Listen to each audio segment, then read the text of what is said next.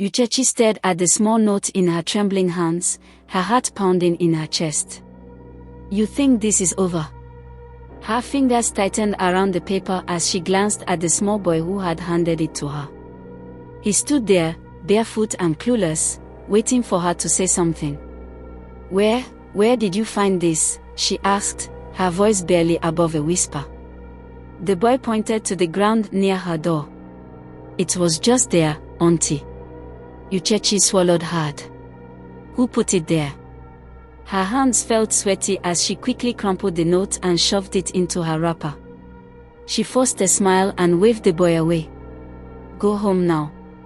And don't tell anybody you gave me anything, okay? The boy nodded and ran off. Uche shut the door and locked it firmly behind her, her heart racing. She unwrapped the crumpled note and stared at the words again. You think this is over? Her body felt cold. She paced around the small room, rubbing her arms, trying to shake off the eerie feeling. It's just my mind playing tricks, she muttered to herself. Nothing is happening. She took deep breaths and sat on her mat. But her mind refused to rest. Throughout the whole day she continued thinking about the sudden appearance of the money. She thought about Chief Okoro, the money she had stolen, the sacrifice the Dibia had performed.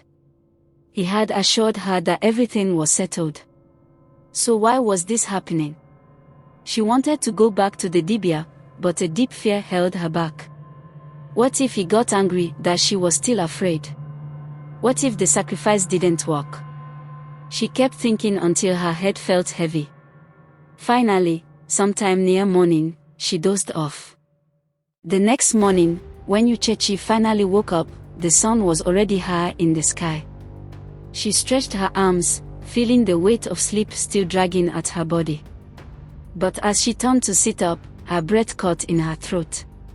Right beside her bed, on a small wooden stool, sat the calabash of money. Her blood ran cold. Her mouth opened, but no sound came out. For several seconds, she just stared at the calabash, unable to move. She had thrown that money away. She had performed the sacrifices. So why was it back? Her breath came in short gasps as she jumped out of bed in her panic.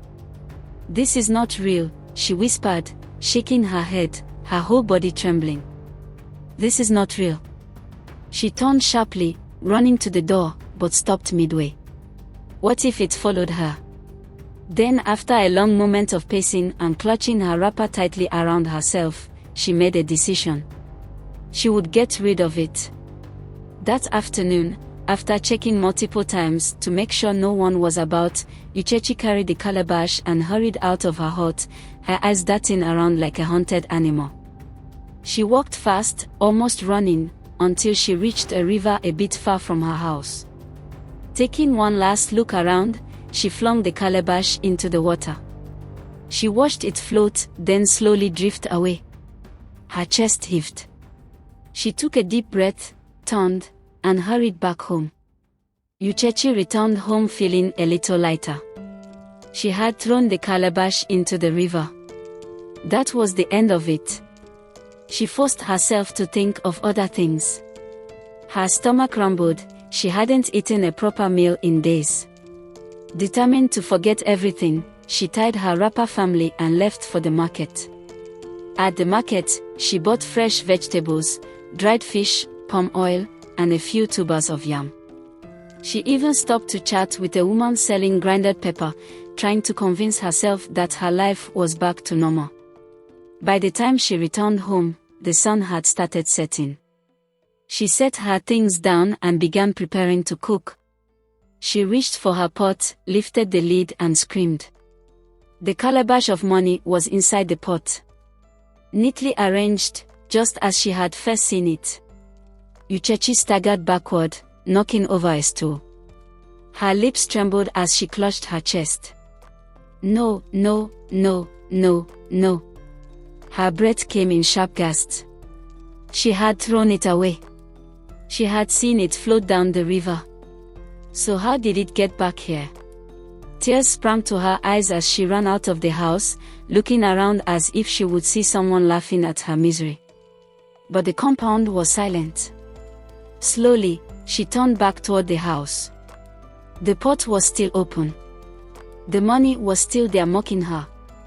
Uchechi clutched her head and whispered, "What do you want from me?" But there was no answer. With shaky hands, she covered the pot, left the food untouched, and curled up in a corner of her room. She couldn't sleep. Every time she closed her eyes, she saw Chief Okoro's coffin. Saw his pale, lifeless body. Saw the money raining down at his burial. And now, the money was haunting her. That night, a loud, howling wind suddenly blew, banging against her window. Uchechi jolted awake. She gasped, her door had blown wide open. Her heartbeat thundered in her ears as she sat up, staring at the open doorway. The wind outside was strong, whistling like voices in the night. She swallowed hard and rushed to shut the door. But as she turned back, she froze in shock. Standing in the middle of her room was Chief Okoro. But it wasn't him. It was a skeleton. Dressed in the very clothes he had been buried in. The decayed fabric clung to his bony frame. His hollow eye sockets seemed to bore into her soul, and the stench of death filled the room. Uchechi screamed. She stumbled backward, her hands fumbling for the door handle. She twisted and pulled, but it wouldn't open. Her breath came in ragged gasps as the skeleton took a step forward. The dry bones creaked. Uchechi turned and ran, but there was nowhere to run to. The skeleton stretched a bony hand toward her. Uchechi grabbed the nearest object, a stool, and hurled it at the figure. The stool passed right through it. Dread washed over her. With one final scream, she dashed toward the window and jumped out into the night. She ran. Barefoot and breathless, but she ran. She didn't know where she was going. She just knew she had to get away. She arrived at a neighbor's house. She didn't explain anything. She just sat at their doorstep, shivering. They took her in, gave her water, and let her rest. But Uchechi knew she couldn't stay there forever. She had to find the Dibia. Only him could fix this.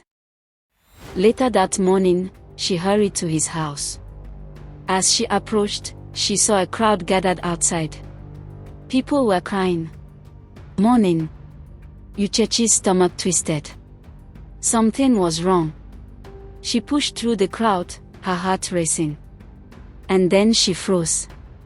The Dibia was lying on a mat outside his hut. Dead.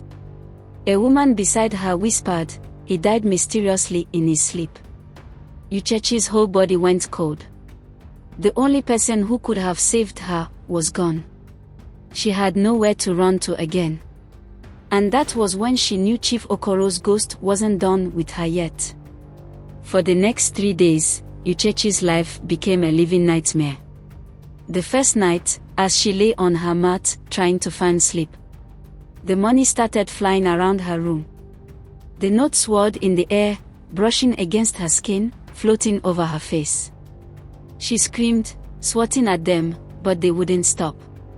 She ran outside, panting, but when she turned back, her hut was filled with money. Scattered all over the floor. Piled on her bed. The next afternoon, she went to the river to fetch water, hoping that leaving her house would give her some relief. She tied her wrapper firmly, balanced the clay pot on her head, and walked slowly toward the river. The sun was high in the sky, and other women were also heading there to wash clothes and fetch water. The moment she bent down to fill her pot, a cold wind blew behind her. Her heart stopped. She turned her head slightly. And there he was. Chief Okoro's skeleton. Standing right behind her. Dressed in the same burial clothes. Rotting. Decaying. Reaching for her. Give it back. Her body turned ice cold. Her pot slipped from her grip and shattered. She let out a piercing scream. Women at the river turned in shock. What is it? Uchechi pointed with a shaky hand. He's there. He's there. But they saw nothing. They exchanged confused glances. Uchechi, are you alright? She took a step back, the skeleton moved closer. She turned and ran. She ran past farms, past trees. The skeleton followed. She reached the village square and saw a group of young men relaxing under a tree. Help me, she screamed. He's chasing me. The men stood up in alarm. Who is chasing you? She pointed. But there was nothing there. The villagers muttered among themselves. Some shook their heads. She has gone mad. Uchechi stood in the middle of the village, panting heavily, her body drenched in sweat. Even though no one else could see it, she knew Chief Okoro was still watching her. And he wasn't done yet. By the third day, she had stopped eating. Stopped sleeping.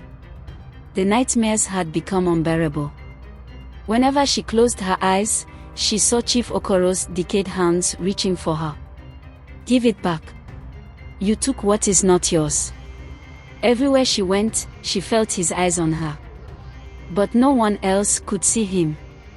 They only saw her, a woman losing her mind, screaming at nothing, running from shadows. She couldn't take it anymore.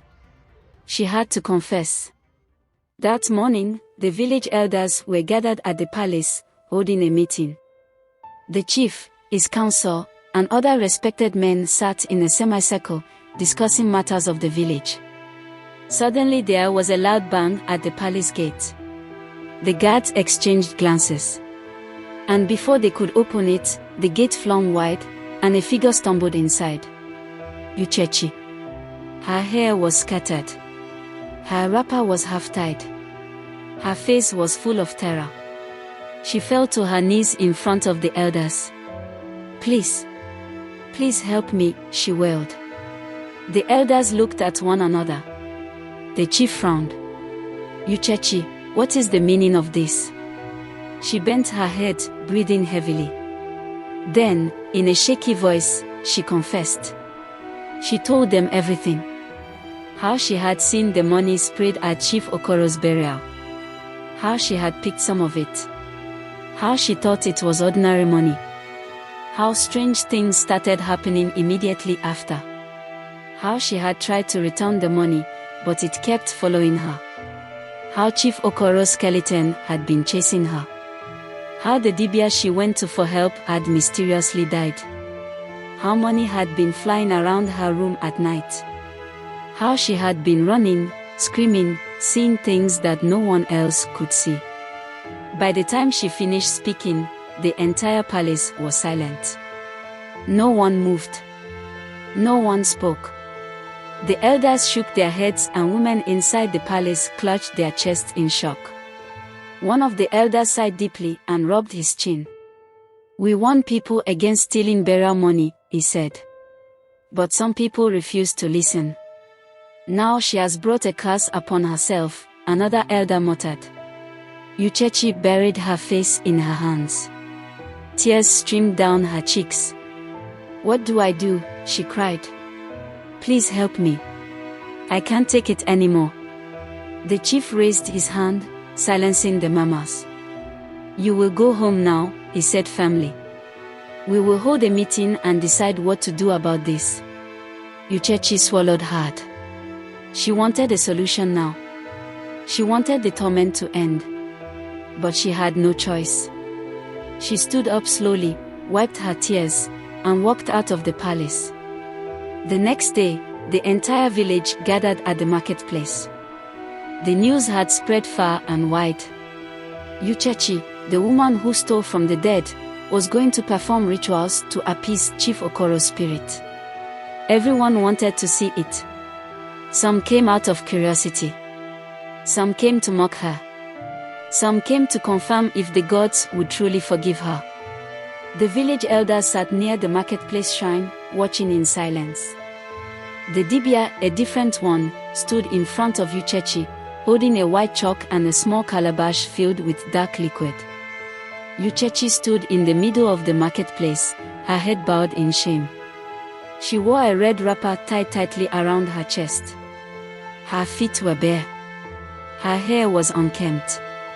In her hands, she held the cursed calabash of money. No matter how many times she had thrown it away, it had always found its way back to her. Today, she would finally return it properly. But the price was humiliation. He took the white chalk, bent down, and drew strange symbols on the ground. Then he dipped his fingers into the dark liquid and marked Uchechi's forehead, her palms, and her feet. "You have stolen from the dead," he chanted. "You have eaten what was not yours. You have been cursed by the spirit of the grave." Uchechi swallowed hard, trembling. The dibia continued, his voice echoing across the marketplace. "Now, you will return what is not yours. You will dance for the spirit. You will beg for his mercy. And if he forgives you, the torment will end." The drums started. A slow, steady rhythm. Uchechi's heart pounded in fear. She gripped the calabash tightly and began to dance. She moved in circles, her feet kicking up dust. She raised the calabash over her head, shaking it. The villagers laughed. Some mocked her. Others whispered, "This is what happens when you steal from the dead." Tears ran down Uchechi's face, but she kept dancing. She danced until a gust of wind blew through the marketplace, sending dust flying. Then, the drums stopped. Silence. Everyone held their breath. The dibia stepped forward. "Go to the river," he commanded. "And throw the calabash inside." Uchechi obeyed. She walked, still barefoot, from the marketplace to the river. The villagers followed at a distance, watching. When she reached the riverbank, she took a deep breath, closed her eyes, and threw the calabash into the water. It floated for a moment. Then, to everyone's shock, it sank immediately, disappearing beneath the surface. A loud sigh of relief passed through the crowd. The dibia nodded. "It is done," declared. "Chief Okoro has accepted your sacrifice. You are free." But as Uchechi turned back to face the villagers, she realized something. Though the spirit had forgiven her, the people never would. She saw the looks in their eyes. The whispers. The judgment. From that day on, she would no longer just be Uchechi. She would always be remembered as the woman who stole from the dead. And that was a burden she would carry for the rest of her life. If you have learned something from this video, don't forget to like, share, and leave a comment below. What would you have done if you were in Uchechi's shoes? And remember, not all money is a blessing. Some come with heavy consequences. Also, tell us where you're watching from. We love to see our viewers from all over. Stay wise, stay careful, and see you in the next story.